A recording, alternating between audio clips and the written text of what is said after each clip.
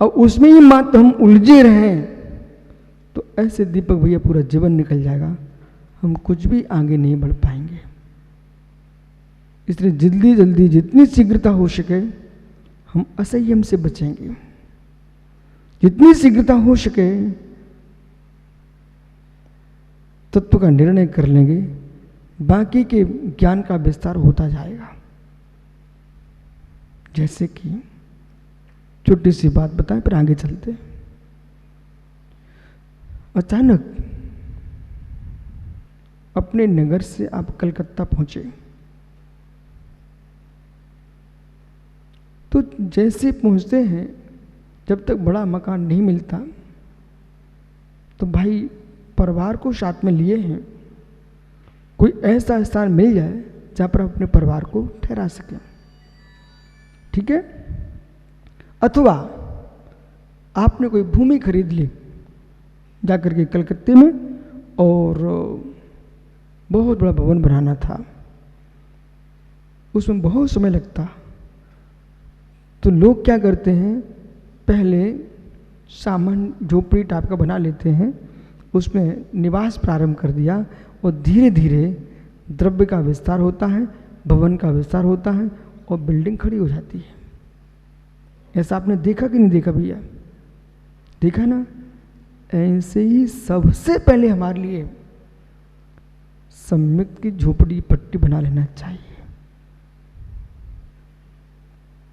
श्रद्धा की टपरिया बन गई, अब धीरे धीरे तुम्हारा चारित्र ज्ञान का विकास होगा और एक दिन ऐसा आएगा 14 मंजिल का भवन होगा तुम्हारा।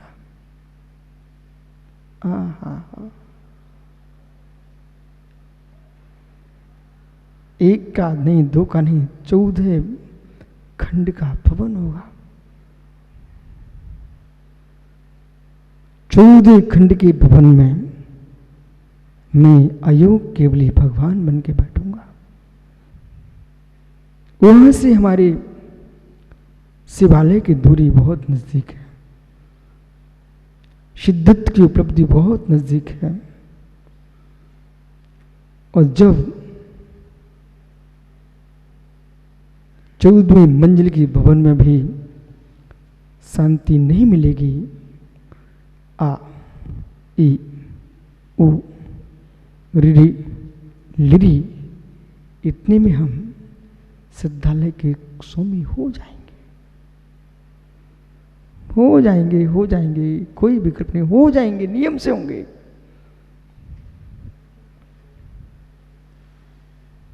क्योंकि हमारे मस्तिष्क में उलझे हुए ताने बाने नहीं है। ताने बाने जानते क्या आप लोग? वस्त्रों में ताने बाने होते हैं। जब कपड़े जहां बनते हैं वह ताने बाने होते हैं, फिर उलझ गए ना फिर तो बहुत मुश्किल होता है, और सुलझे रहना तो कपड़े बनते चले जाते हैं। जैसे वस्त्र बनने के स्थान पर मित्र ताने बाने होते हैं, ऐसे ही तुम्हारे भावों के ताने बाने हैं। उलझ गए तो उलझे रह जाओगे, सुलझ गए तो मेरे मित्र आप मुक्ति भक्तों के कंत बनोगे, कथरी नहीं बनोगे, कंत बनोगे। इसलिए मोक्ष जाने के लिए ना बहुत सहज सामान्य निर्णय है। इतने मोटे मोटे जो ग्रंथ हम पढ़ रहे हैं, इनका उद्देश्य है कि समय हमारा अशुभ में न जाए, खोटी और प्रवृत्ति न हो, ये उद्देश्य है सब कुछ। मोक्ष जाने के लिए तो बेटा 5 सम्मति 3 गुप्ती, इनके पालने से मुक्त हो जाएगा, शुद्ध मानो हो जाएगा। अष्ट प्रवचन मात्र के ज्ञान मात्र से मोक्ष हो जाता है। 5 सम्मति 3 गुप्ती, एक सच्चे भावलिंगी मुनि को इतना ज्ञान होना आवश्यक है। बहुत शास्त्रों का ज्ञान तो फिर जीवन में श्रुत परंपरा को बढ़ाने के लिए, जिन शास्त्र के उद्योतन के लिए, प्रभावना के लिए बहुत सारे अन्य कार्य हैं, इनके लिए है।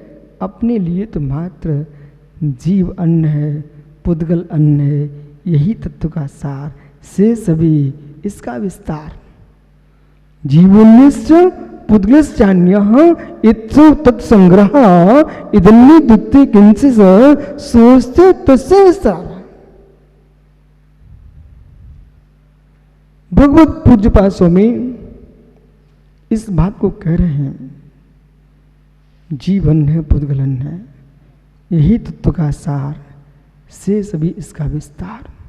मित्र, गुण की व्याख्या करते समय एक विशेष बात समझना दीपक भैया। जैना भाषियों ने क्या किया वो उनका विषय है, उसमें जाने से कोई सार नहीं निकलता भी। द्रविड़, माथुर, यापनी, गोपोक्ष, काष्ठसंग, कक्ष्यप, मित्र, निष्पिचिका, ऐसे ऐसे मध्यकाल में जैनाभास हुए, जिन्होंने बहुत कुछ किए। बकुल संघ, ये सारे संघ जैनाभास में रख दिए गए।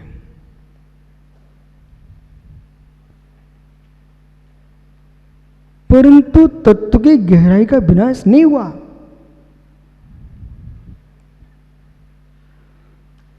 सत्य को देखने की आंख होना चाहिए। आभास आधार के बिना नहीं बनते। आभास सत्य होता है, उस पर आभास तैयार होता है। इतनी सूक्ष्म में जाइए, आभास में सत्यार्थ का आप विश्लेषण कर सको। द्विचंद्र ज्ञानवत, जिन्हें आज आभास कहकर आप बोल रहे हो, उन्हीं के द्वारा निर्मित तीर्थों के तुम दर्शन करने जा रहे हो। आज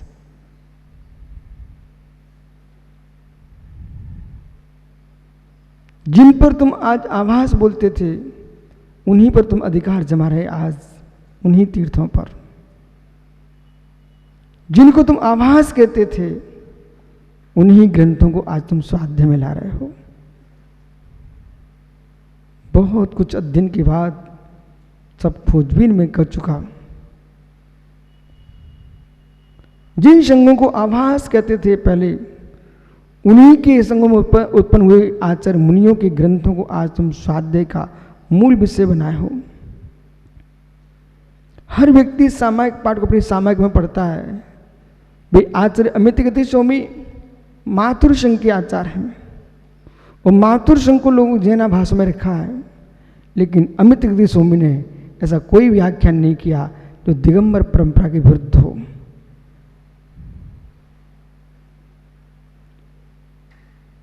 अब धीरे से आपको पहुंचना है। हम जहां द्रवगुण पर्याय की व्याख्या कर रहे हैं,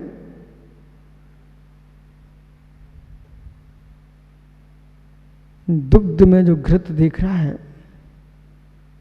वो क्या मिथ्या दृष्टि है? दुग्ध में नवनीत देख रहा है वो क्या मिथ्या दृष्टि है? दुग्ध में रबड़ी देख रहा है वो क्या मिथ्या दृष्टि है? दुग्ध में मित्र मावा देख रहा है वो क्या मिथ्या दृष्टि है?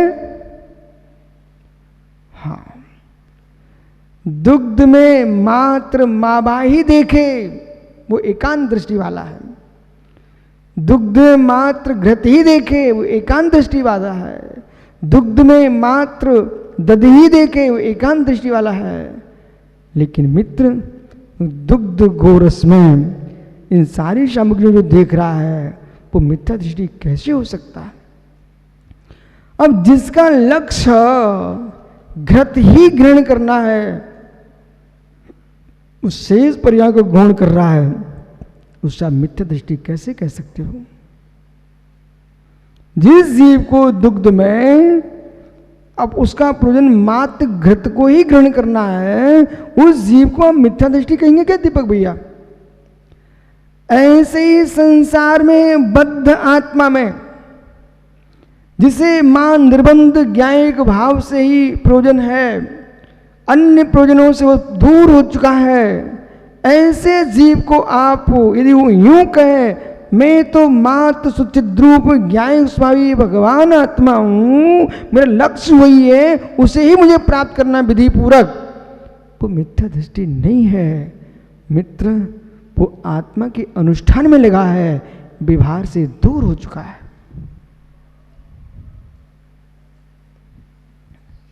इसलिए जो बद्ध आत्मा है, जिन्हें मुक्ति के उपाय पर लक्ष्य नहीं है, उन जीवों को निर्बंध का उपदेश देना भी बंदर को मेरे मित्र उपदेश देना है।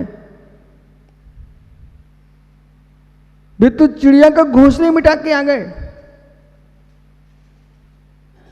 ठिठुर रहे थे पानी में। बंदर एक बहुत सुंदर चिड़िया होती है, वो इतना सुंदर घोंसला बनाती है कि इंजीनियर फेल हो जाएंगे। बिया पक्षी क्या सुंदर घोंसला बनाता, देखा आपने? बुन बुन कर कभी रास्ते में आपको दिखा देंगे। और जब बनाती वो कहाँ, टहनी पर बनाती है, कहीं नीचे जलाशय होता है, ऐसे स्थान बनाती कि उसके वहां कोई पहुंच ही नहीं पाए।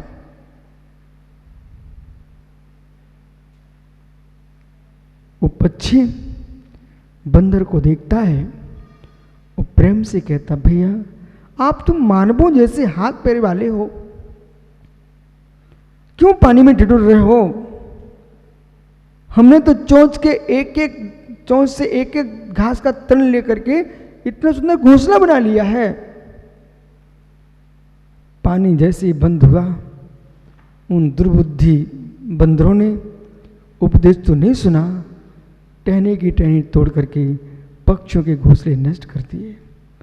जगत में ऐसे भी लोग हैं जिन्हें तत्व तो समझ में आता नहीं है, तत्व की दृष्टि को भी तोड़ तोड़ के फेंक देते हैं।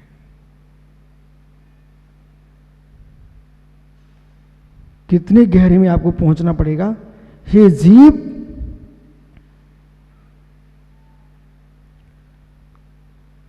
साधना नहीं करना चाहते, वे अज्ञानी भिन्न हैं। उनके लिए आगम में लिखा है ढेकुली के चिल्लाने से कि बारिश नहीं होती। आपकी भाषा में बोलें, मेंढकों के टिर्राने से बारिश नहीं होती है। ऐसे मात्र शुद्ध बुद्ध कहने से तुम भगवान नहीं बनते हो, वहाँ उपाय करना पड़ेगा तो उपाय मिलेगा। एक लक्ष्य पर जो जीव कुंद कुंद पूज्यपाद योगेंद्र स्वामी ऐसे महान महान आचार्यों ने जो द्रव्य दृष्टि आपको प्रदान की है, उसका मतलब ये नहीं है कि इनको तुम जैनाभास में डाल दोगे। ये जैनाभास नहीं है कि आप ये सोचे कि एक पक्ष ऐसा हो गया कि जिसमें मात्र हम साधु नहीं बनेंगे, हम तो मात्र ज्ञायिक का आश्रय लेकर के मोक्ष जाएंगे। ऐसा कुंद कुंद का अभिप्राय किंचित मात्र भी नहीं है। ऐसा पूज्यपाद का अभिप्राय किंचित मात्र भी नहीं है। आचार्य पूज्यपाद स्वामी ने समाधि शतक इष्टोपदेश मात्र नहीं लिखा, उन्होंने मित्र सर्वा सिद्धि ग्रंथ भी लिखा है।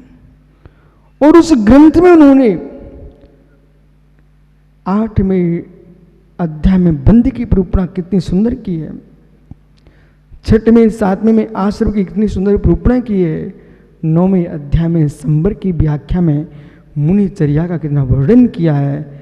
आचार्य पूज्यपाद स्वामी को आचार्य कुंद कुंद स्वामी ने प्रवचन सार की चरणानुग चूलिका में दिगंबर मुनि की चर्या का कितना सुंदर वर्णन किया है। हे मित्र, कुंद कुंद पूज्यपाद योगेंद्र स्वामी इन आचार्यों को चरणानुयोग से किंचित भी मित्र दुश्मनी नहीं थी, वे स्वयं दिगंबराचार्य थे। इसलिए ऐसा कभी स्वप्न में मत सोच बैठना कि आचार्य जैनाभास की ओर ले जाओ इनको, कभी सोच मत लेना संदीप भाई, कभी सोच मत लेना। आचार्य कुंदकुंद देव ने श्री षटखंडागम ग्रंथ पर एक टीका लिखी है। सबसे प्राचीन टीका संस्कृत में कोई लिखी गई षटखंडागम के ऊपर वो आचार्य कुंदकुंद देव की ही है। अष्ट पाहुड़ ग्रंथ में उन्होंने सारे पाहुड़ों में चरणान्यों की कितने सुंदर व्याख्या की है। उनको जैनाभास और शवस्त्र मुनिपना किंचित भी स्वीकार नहीं किया, उन्होंने किंचित भी स्वीकार नहीं किया। बीच में आए लोगों के पीछे अब ये शब्द भाई कह रहा है, भैया दीपक बच्चे से भूल हो गई, कोई व्यक्ति पीछे से आ गया कि तुम्हारे बालक ने ऐसा किया मेरे साथ, मित्र उसके गाल पर चाटा तो मारना, पर ध्यान रखना बच्चा तुम्हारा है। इतनी उतावली मत हो जाना कि बेटे की प्राण चले जाए, सामना वाला ठंडा होकर निकल जाए। बच्चे से भूल हो गई है माँ, आपसे मेरा कहना है, गुस्सा में आके तुम इतना पीटती बालकों को, इस बात को भूल चुकी होती हो, जरा कुछ हो गया तो कुल का दीप बुझ गया तो फिर क्या करोगे आप। इतना विवेक होना चाहिए है। बिगड़े ना बच्चे, इसलिए थोड़ा डांट के रखना। इसका मतलब ये नहीं है कि बच्चे की प्राण ही तुम ले लोगे। यहां रुकना बड़े ध्यान से। हे जीव, कोई बालक बत कोई जीव सम्यक माँ से विपरीत हुआ है, उसको हम जैसे बच्चों को माँ संभाल के पिता संभाल के रखता है, लेकिन उसे मालूम है मेरे कुल का दीप यही होगा। ऐसे ही किसी से भूल तत्व की हो रही हो, उसको संभालना, लेकिन उसको धुतकारना फिर भी मत, क्योंकि मित्र यही सुधर जाएगा, यही तो भगवान बनेगा। अपना लक्ष्य ही होना चाहिए। व्याख्यान के काल में कार्तिक भाषा का विशेष ध्यान रखा जाए, खास करके आज के युग में। अब सुब्रत सागर पंचम काल इतना बढ़ चुका है भौतिक साधनों से। आज तुमने बोला है 18,500 वर्ष तक रह सकता हो, इतने यंत्र तुम्हारे पास आ चुके हैं। मैं यहां बोल रहा हूं, कितने सुधी श्रावक धर्म बसल जीव आगम तत्व से प्यासे अपने घर में बैठ के सुन रहे हैं।